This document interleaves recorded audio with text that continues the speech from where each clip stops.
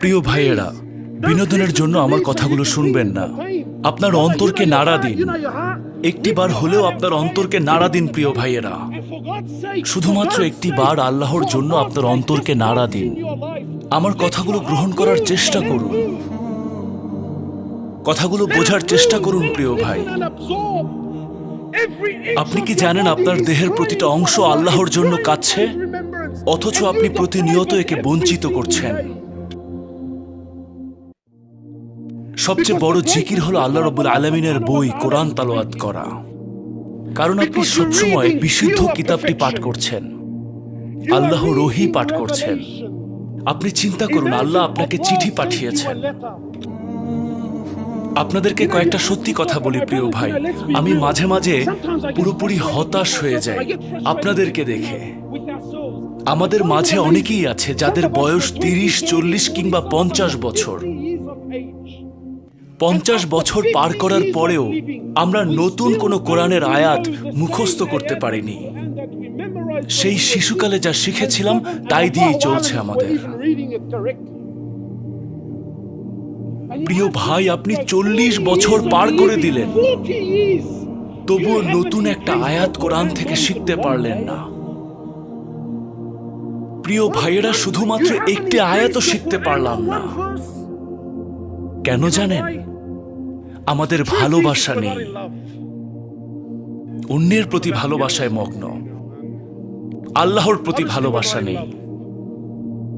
তরুণদের বোঝার জন্য বলছি, যখন আপনি প্রেমে পড়েন, যখন আপনি প্রেমে পড়েন, আপনাদের মধ্যে হারাম সম্পর্ক স্থাপনের জন্য আপনি যখন কোনো মেয়েকে টেক্সট করেন, বলুন তো টেক্সটটা করার সময় আপনার অনুভূতি কেমন থাকে?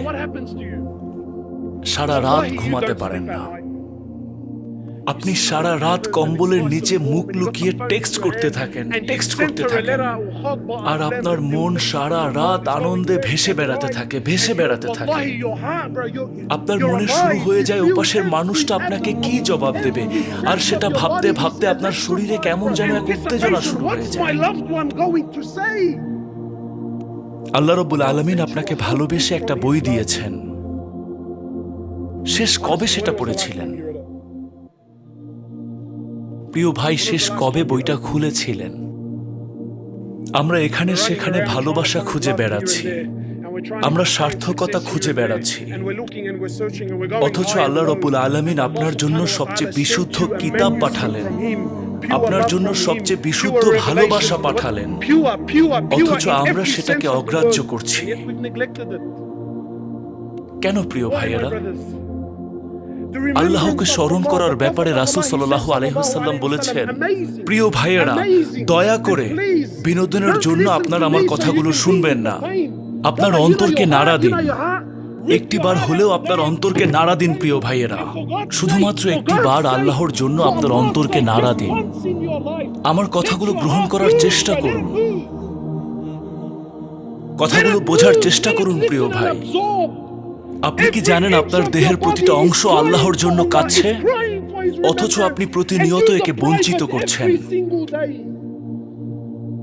আল্লাহর রাসূল সাল্লাল্লাহু আলাইহি ওয়াসাল্লাম বলেন, যে ব্যক্তি আল্লাহকে স্মরণ করে আর যে ব্যক্তি স্মরণ করে না, এই দুই ব্যক্তির মধ্যে পার্থক্য হলো একজন জীবিত আর অন্যজন মৃত।